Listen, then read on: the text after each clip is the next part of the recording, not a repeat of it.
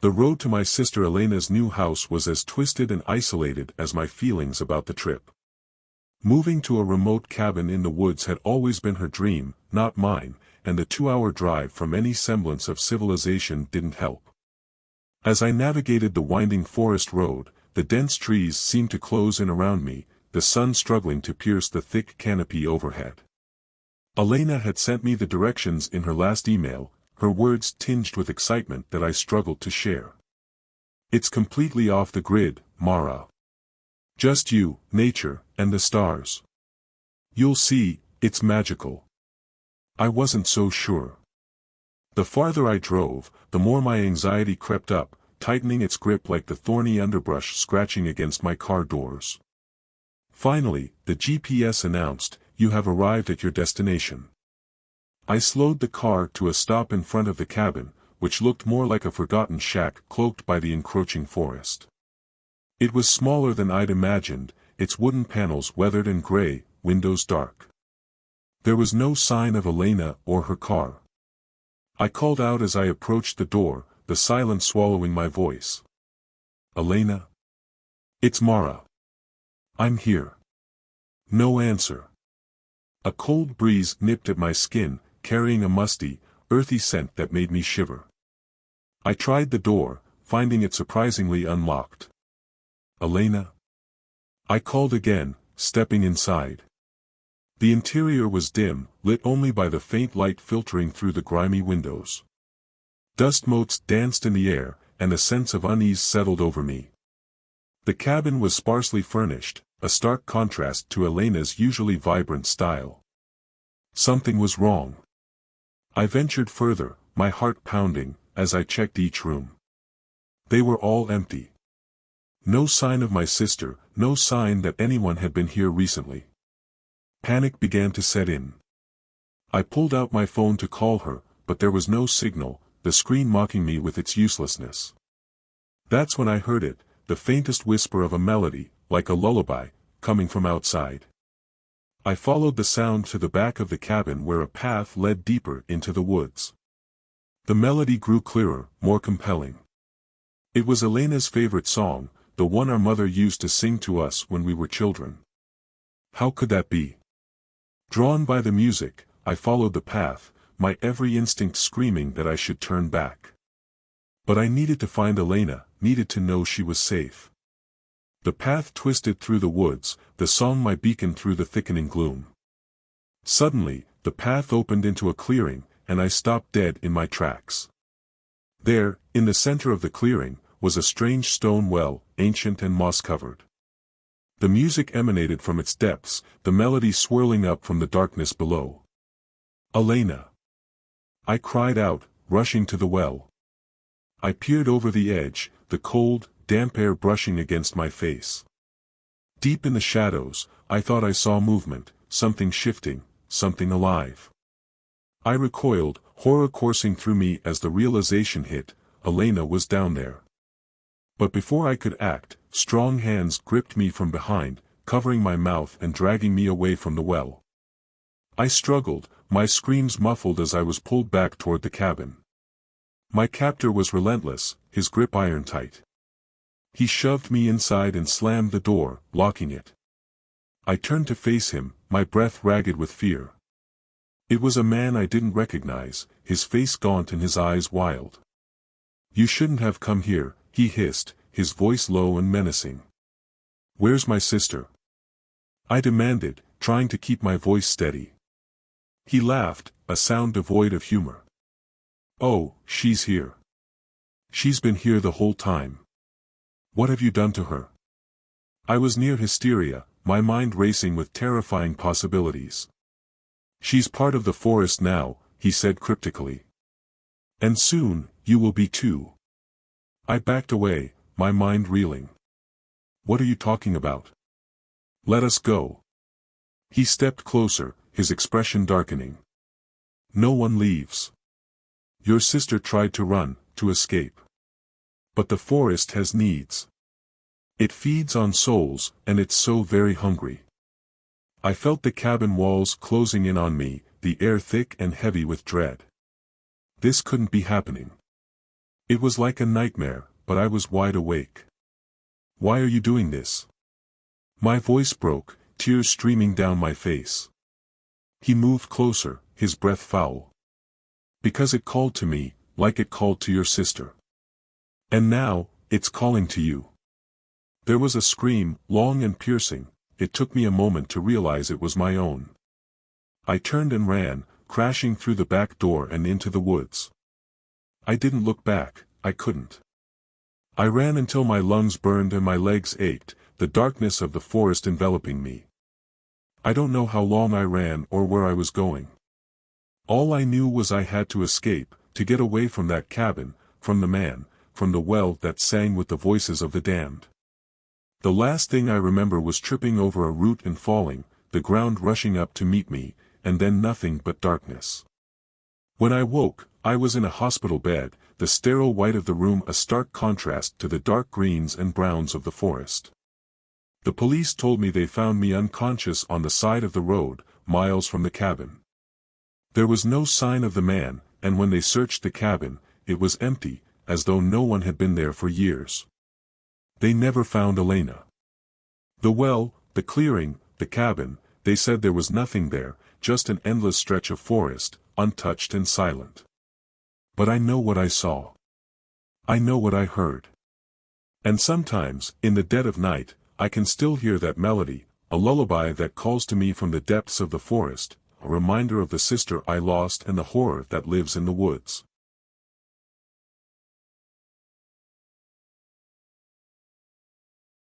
I never believed in the supernatural, not really. Even as kids, when superstitions and ghost stories ruled the playground, I kept my skepticism. So when my childhood friend, Jake, dared me to mess around with a Ouija board he found in his attic, I agreed more out of nostalgia than any expectation of contacting the other side. We set it up in his basement on a chilly October night, the kind of evening when the wind whispers secrets to the trees, and shadows seem to stretch towards you.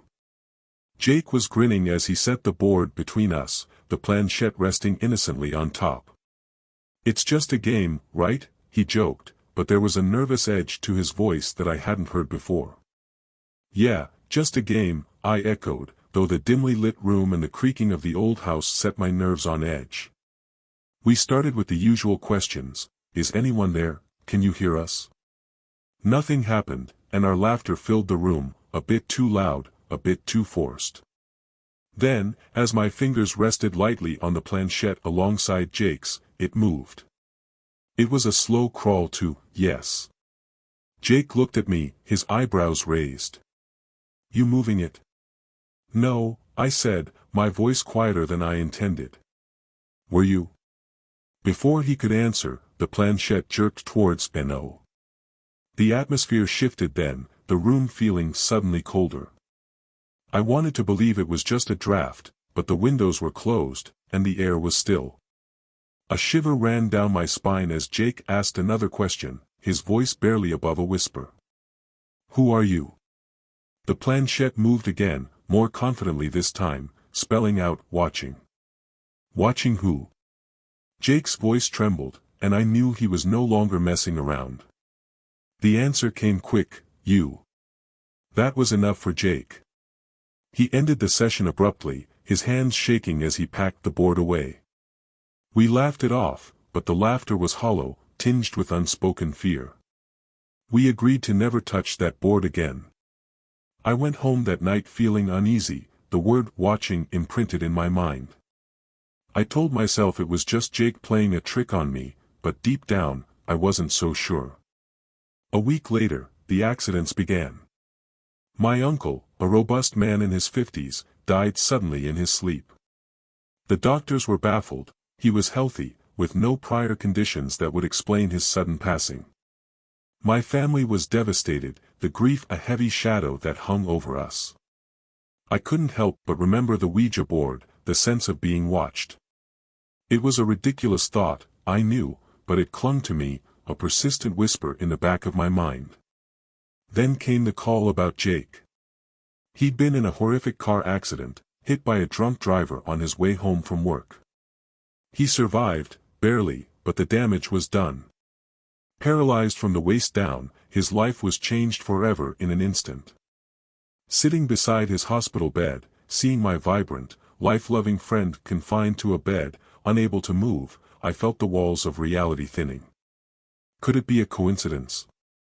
Or had we invited something sinister into our lives that October night? Jake must have seen the fear in my eyes because he took my hand, squeezing it with the little strength he had left. "Do you think," he started, his voice hoarse, "do you think that thing on the board did this?" I didn't want to believe it, but the doubt was there, eating at me. "I don't know, Jake, but it feels like we stirred something we shouldn't have. We decided to close the door we might have opened." With Jake's directions, I retrieved the Ouija board from his attic and brought it to his hospital room. It felt colder than I remembered, and I shivered as I laid it across his bed. This time, there were no hesitant questions, no laughter. We needed to end this, to say goodbye and mean it. Jake instructed me, his voice firm despite his condition. "Ask it to leave," he said. With trembling fingers, I placed my hands on the planchette. "You are not welcome here," I spoke into the emptiness of the room. We did not understand what we were doing. "Please, leave us in peace." We waited, the silence oppressive. Then, slowly, the planchette moved to goodbye. A wave of relief washed over me, so intense I almost cried. We packed up the board, Jake insisting we burn it. I obliged, watching as the flames consumed the wood, the symbols, the planchette.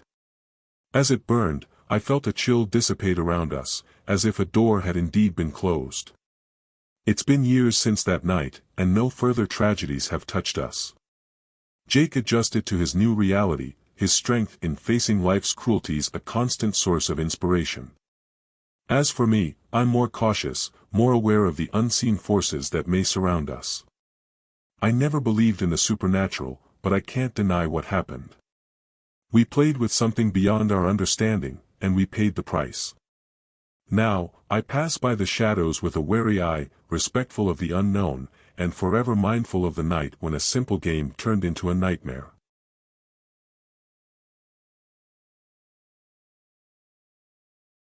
The flickering light of the television bathed the room in a soft, staccato glow, casting long shadows across the walls of our cozy living room. Adam and I had settled in for a quiet Friday night at home, our week's labors behind us, eager to lose ourselves in a new series we'd been saving.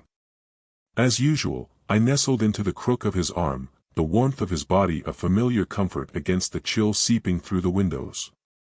It was well into our second episode when the unexpected knock came, a sharp, insistent rap that echoed strangely against the stillness of our home. Frowning, Adam paused the show, his brow furrowed in confusion. "Who could that be at this hour?" he murmured as he glanced at the clock. It was past 9 p.m., much too late for visitors. I shrugged, a thread of unease starting to weave through my relaxation. Maybe someone's lost. Or it could be a late delivery. Adam didn't seem convinced, but he unfolded himself from the couch and strode to the door. Peering through the peephole, he turned to give me a quizzical look. "It's a mailman," he said, his voice tinged with disbelief. "At this hour? That didn't feel right." A chill danced up my spine as I watched him unlock the door. The man on the other side was dressed in a typical postal uniform, complete with a bag slung over his shoulder. But as the porch light illuminated his face, the first prickle of real fear gripped me. His smile was too wide, his eyes too bright. "Good evening," he exclaimed in a cheery tone that didn't quite reach his eyes. "Special delivery package for Mr. Adam Harris." Adam hesitated, taking a brief step back. "I didn't order anything."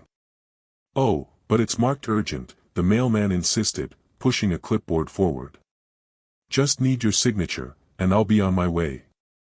As Adam reached for the clipboard, something about the man's stance, a coiled readiness, an intensity masked by his jovial facade, made my heart race. Instinctively, I stood, my voice sharper than I intended. "Adam, wait." The man's head snapped towards me, his smile faltering. In that split second, the facade cracked, and the predator beneath bared its teeth. He lunged forward, shoving the door open wider, a gleaming knife suddenly in his hand. Adam reacted purely on instinct, grappling with the man to keep the blade away from us. "Run, Jenna," he shouted as they struggled. The room spun into chaos, the sounds of grunts and shuffling feet filling the air. I froze, terror rooting me to the spot until the sight of blood, bright and stark against the man's uniform, jolted me into action. I turned and fled to the kitchen, frantically pulling open drawers in search of anything to defend ourselves. My hands closed on a heavy frying pan, the metal cold and solid in my grip. Behind me, the sounds of fighting grew more desperate.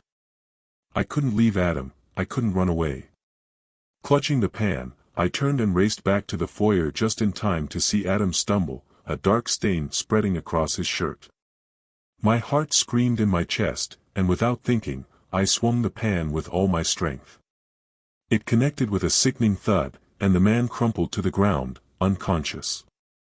Adam was slumped against the wall, his breaths ragged, his eyes wide with shock and pain. I dropped the pan, rushing to his side, my hands trembling as I pressed them against his wound in a futile attempt to stem the bleeding. "Hold on, Adam, please," I sobbed, my voice breaking. "Help is coming." With shaking hands, I dialed 911, my voice a frantic whisper as I begged for an ambulance. Time lost all meaning as I knelt beside Adam, my hands slick with his blood, whispering reassurances I wasn't sure I believed. The sound of sirens finally pierced the nightmare, the flashing lights painting the room in urgent reds and blues. Paramedics burst through the door, taking over with clinical efficiency. I was pulled away, my body numb, my mind reeling as they loaded Adam onto a stretcher. I learned later that the man who'd attacked us was a wanted criminal, suspected in a string of violent home invasions. His uniform was a stolen disguise, his weapon a tool of intimidation and harm. The aftermath was a blur of hospital corridors, police statements, and sleepless nights. Adam survived, but the road to recovery was long and fraught with shadows that no surgery could heal. The safety of our home had been shattered in one violent act, and the echoes of that night haunted us, a specter we couldn't escape. We moved away eventually, seeking solace in a new town, a new beginning. But the scars remained, invisible and indelible. The sound of a knock at the door, the sight of a uniform, even the innocent ding of a delivery notification, could send us spiraling back to that night. We survived, yes. But we were changed, forever altered by the horror of a Friday night gone wrong, by the realization that evil could wear the face of the mundane and strike when you least expected it. The world felt darker, less certain, and no amount of distance could quite bring back the light we'd lost.